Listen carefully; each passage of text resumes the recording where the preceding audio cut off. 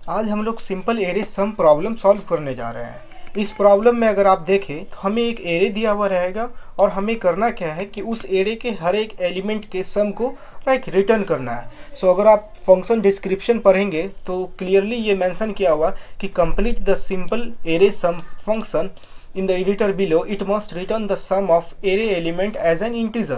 It means that कि वो हम लोग को जो एरे का सम रिटर्न करना है वो इंटीजर होगा, राइट। और क्या कह रहा है कि simple array sum has the following parameter, so that function have only one parameter as a A, R that is array इंटीजर। एंड हमें रिटर्न क्या करना है, अगर आप देखें तो रिटर्न नहीं है, हमें प्रिंट कराना है the first line contain N integer, right. ये कुछ क्राइटेरिया दिया हुआ है, सपोज कि user first line n inter करेंगे, सपोज यूज़र ने 6 इंटर किया है तो हम लोग को क्या करना है कि यूज़र से 6 इनपुट लेने हैं और उसे एरे में स्टोर करने हैं और आउटपुट प्रिंट करना है। तो ये आउटपुट क्या है, अगर आप देखें तो ये सारे एरे के हर एक एलिमेंट के सम है। ये 31 एक्सप्लेनेशन में भी आप देख सकते हैं, राइट।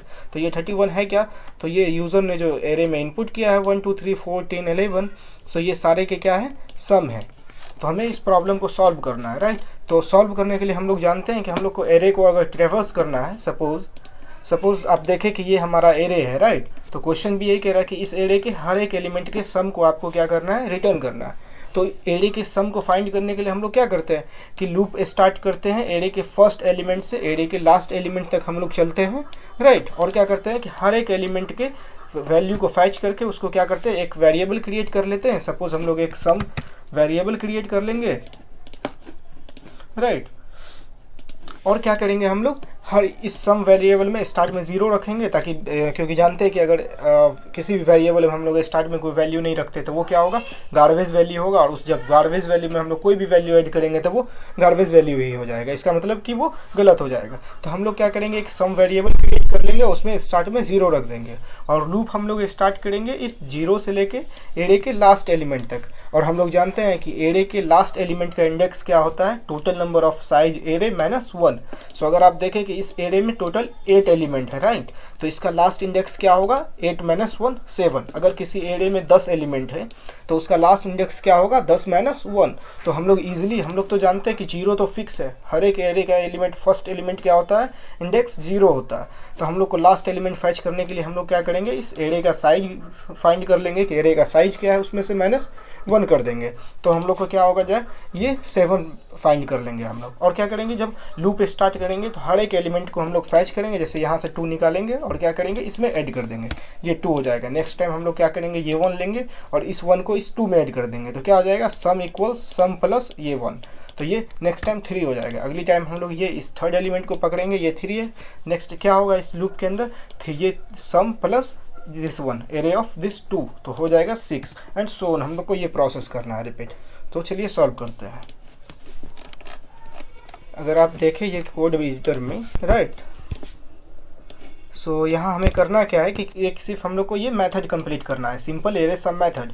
इस मेथड में एक आर्गुमेंट दिया हुआ है एरे, राइट। एयर नाम से ये इंटीजर एरे है और हम लोग को रिटर्न क्या करना है, इंटीजर वैल्यू रिटर्न करना है। आप देख सकते हैं इसका, इस मेथड का रिटर्न टाइप क्या है, इंट। सो हमें क्या करना है, इंटीजर वैल्यू रिटर्न करना है। तो चलिए हम लोग कोड करते हैं।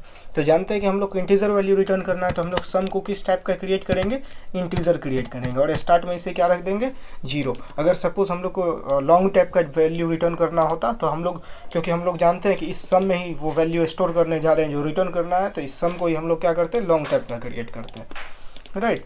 सो ये किए। अब हमें क्या करना है, लूप स्टार्ट करना है फॉर इंट आई बराबर 0, क्योंकि हम लोग जानते हैं फर्स्ट इंडेक्स हमेशा एरे का 0 होता है और इस आई को चलना कब तक है, तो साइज -1 तक। तो हम लोग साइज कैसे फाइंड करते हैं एरे का, तो AR डॉट एरे के पास एक लेंथ एट्रीब्यूट है, राइट। जावा में ये क्या करता है कि एरे का साइज रिटर्न करता है। तो ये क्या करेगा, साइज रिटर्न कर देगा। तो सपोज एरे का साइज 8 है तो यहाँ 8 आ जाएगा। तो I is less than 8, less than यहाँ लिखा हुआ, अगर हम लोग इक्वल्स टू लिख देते यहाँ पे, तब ये होता कि एरे के मतलब 8 तक ये लूप चलता। लेकिन हम लोग यहाँ क्या लेस देन सिर्फ लिखे हुए थे, इसका मतलब क्या कि 8वां वाले केस में जब आई का वैल्यू 8 होगा उस केस में फॉल्स हो जाएगा। हम लोग चाहते भी वही है कि जब एरे का वैल्यू 8 आए, इंडेक्स का वैल्यू 8 हो, तब लूप का काम मतलब तब उस वक्त एरे का काम ना हो।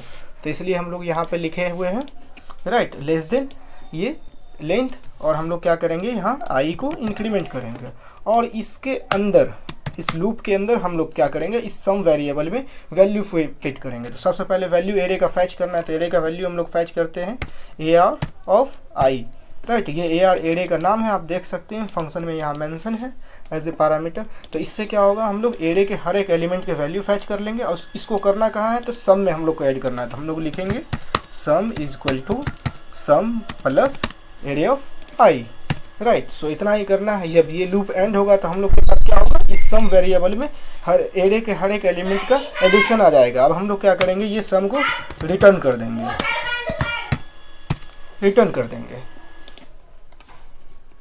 सम हम लोग क्या करेंगे, इस फंक्शन से रिटर्न कर देंगे।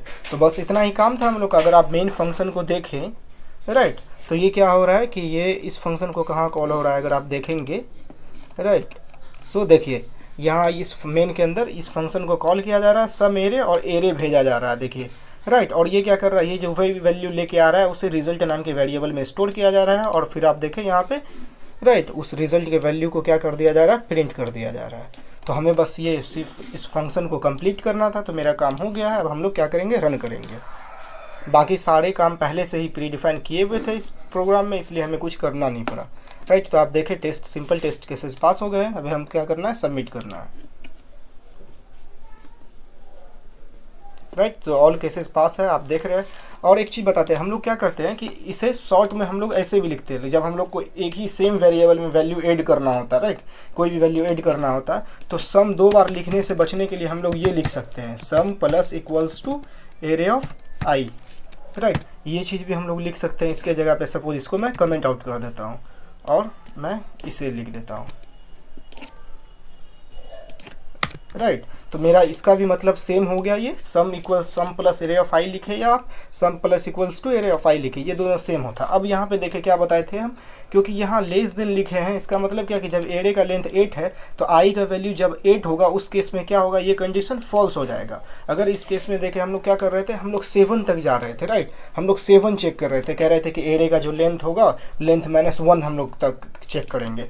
तो चलिए हम लोग क्या करते हैं, यहाँ वैल्यू चेंज करके देखते हैं, राइट। अगर हम लोग यहाँ लेंथ -1 कर दिए, तो अगर ये लेंथ -1 कर दिए, इसका मतलब ये हो गया 7 मेरा, आई इज लेस देन 7 लिखे हैं, इसका मतलब कि 6 तक ही चलेगा, राइट। और 7 के केस में क्या हो जाएगा, फॉल्स हो जाएगा। लेकिन हम लोग को 7 को भी ऐड करना था, तो हम लोग इसको दूसरी तरीका से क्या लिख सकते हैं, दूसरी तरीका से यहाँ इक्वल्स टू लिख सकते हैं।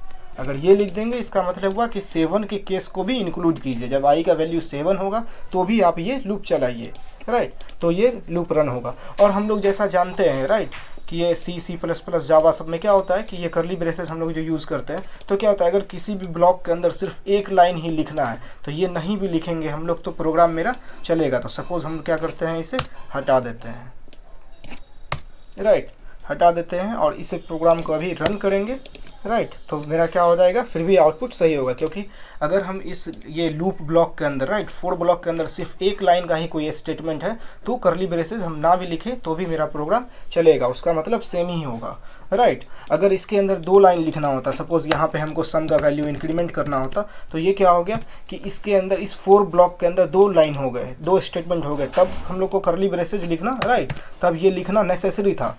लेकिन अभी सिर्फ एक लाइन ही है हम लोग का, तो इसलिए ये लिखना जरूरी नहीं है, हम स्किप भी कर सकते हैं। तो लाइन छोटा करने के लिए कोड में तो हम लोग ये शॉर्ट ट्रिक यूज़ करते हैं। तो देखिए दोबारा रन करते हैं, हमारा रिजल्ट सेम ही रहेगा। आप देखें कि ये सही हो रहा है रन। फिर से आप सबमिट कर देंगे कोड को।